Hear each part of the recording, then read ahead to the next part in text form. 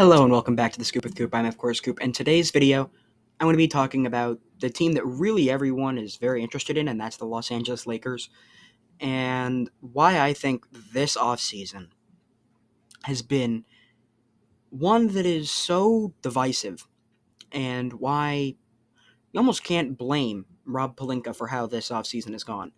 Because LeBron James opts in to his $52 million player option, which I'm not going to tell a player to not get their money. I mean, that would just be ridiculous to say that. But I think, is LeBron James worth $52 million a year? No. And do I think you can win a championship while you're paying Luka Doncic and LeBron James close to $100 million? No, I don't. I don't think that the Lakers are going to win a championship. But I also don't think that trading LeBron is really the right move to make. Because LeBron's impact is just beyond, on the court, he's still, at the very least, a top 15 player. Maybe top 20 if you want to be critical. But his fit with Luka as two players who are both very ball dominant, and they both want to be on-ball creators, sure, you can worry about the fit a little bit, right? I don't think the fit is a massive issue as much. I just think that eventually LeBron is going to decline. And he's obviously started his decline. He's not the same player, and he's not the same caliber of guy where you can just say, you know what, you can go out there by yourself and win a championship, or at least get to one. Those days are over. But I don't think that trading LeBron and getting relatively nothing compared to the value that he can bring is worth it. And I would be like, you know what, okay, you trade LeBron if you have a good plan in place. But from what we're hearing from the Lakers is that they're going to look to 2027 in free agency. To me, that is idiotic. That is moronic, and it is just possibly one of the worst plans they can have. Because one, this isn't 1984 anymore. You cannot build a championship team through free agency. And number two, you're going to waste 2 years of Luka Doncic and waste Austin Reeves being on a good contract. So you have the chance, not even a guarantee, to sign what I would presume to be Nikola Jokic or Giannis. Because the rest of the guys in free agency who are big names are old. The only other player who I think could age pretty gracefully would be Karl Anthony Towns. But if you want to put Karl Anthony Towns next to Luka Doncic, not going to say anything. Because, I mean, you know how that would go. It would be horrible. So you're banking on something that's 2 years down the line. You're going to end up wasting a very, very good contract, at least for Austin Reeves. You're going to end up wasting 2 years of Luka Doncic. And you're just going to waste one of the best players the game has seen in his final years in LeBron.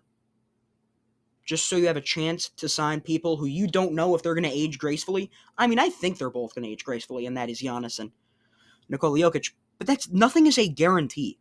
You can't guarantee that A, they're both going to leave, and that they're going to go to your team, and that they're going to be the same caliber of play.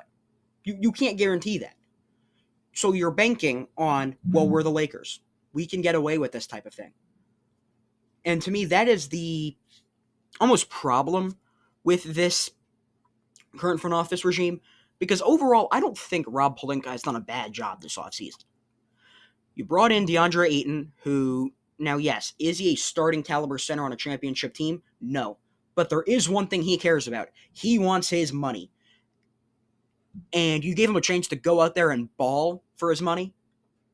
And this is the same player, or at least this is the same guy, who was a starting center and was a pretty good center on the Suns when they made it and were 2 games away from winning a championship. So you get him, right? And then you also bring in Jake LaRavia, who, you know what, he's a young, big forward, not on an expensive deal at least. Don't mind it. I don't mind that. And also, if you add in the fact that, at least for me, I think Bronny James can be a pretty good role player on a championship team.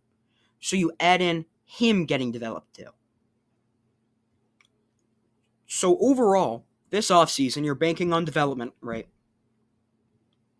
But you're going to end up trading LeBron for, again, assuming for players who are not on his same skill level and not for the same level of talent. Because the one that everyone on social media, the big trade that they want is, oh, send it back to the Cavaliers. That'd be a storybook ending. Why? Why would the Cavaliers do that?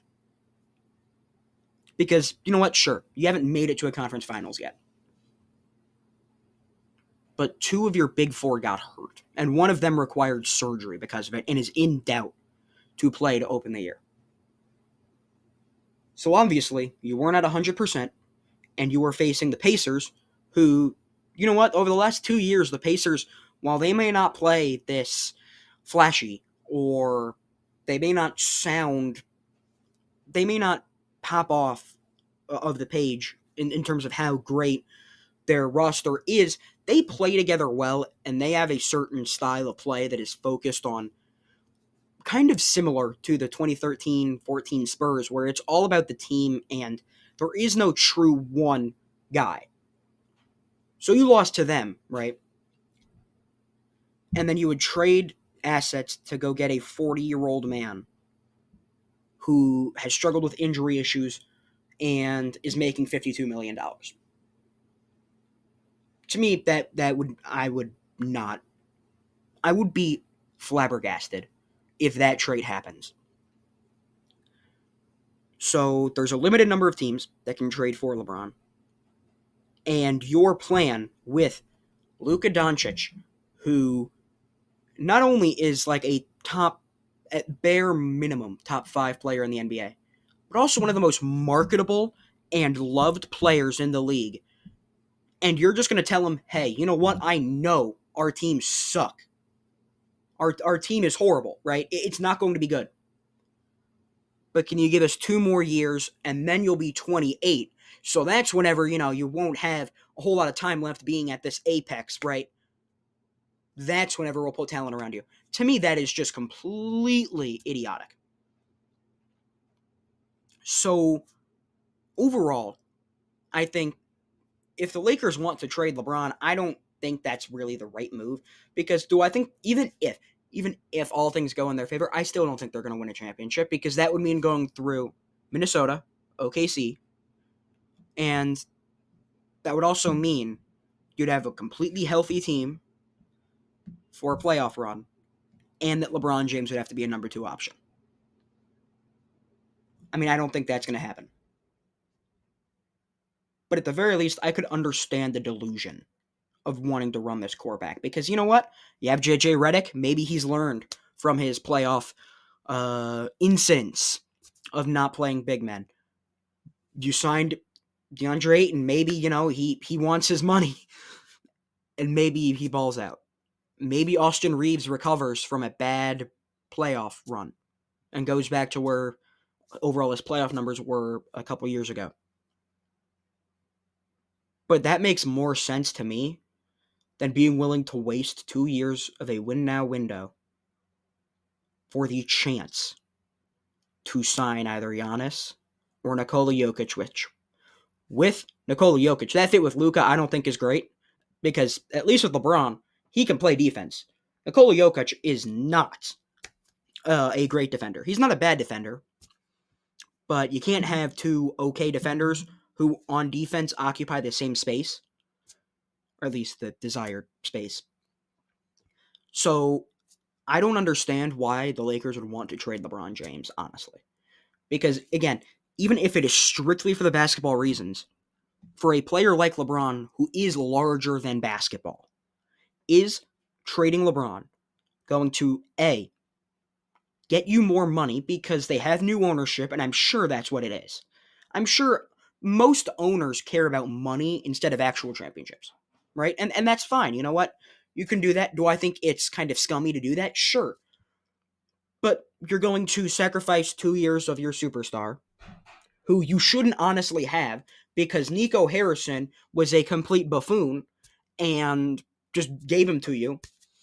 So you would waste 2 years of him, waste the end of one of the greatest careers in the history of the sport, and you would waste the guy who's an up and coming coach, all again, all for one player. The Lakers cannot bank on going into 2027 and signing Giannis Antetokounmpo or Nikola Jokic, because other than the glaring risks of it, you don't even know if they're both going to be the same.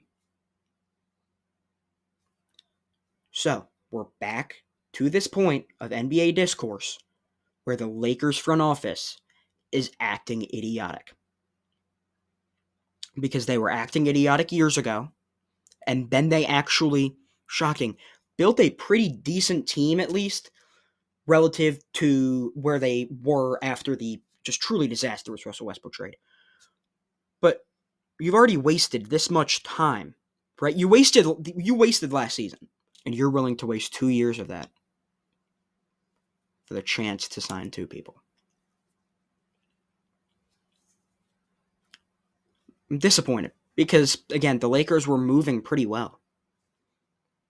I liked the Bronny James selection a year ago. I liked the Dalton Connect signing, or the Dalton Connect drafting.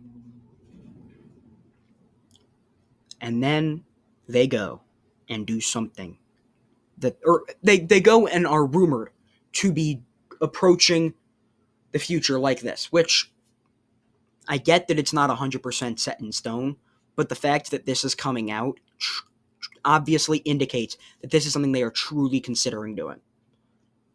And I think this would just be disastrous. But hey, let me know if you agree with me in the comments below. As always, this is The Scoop with Coop, and until next time.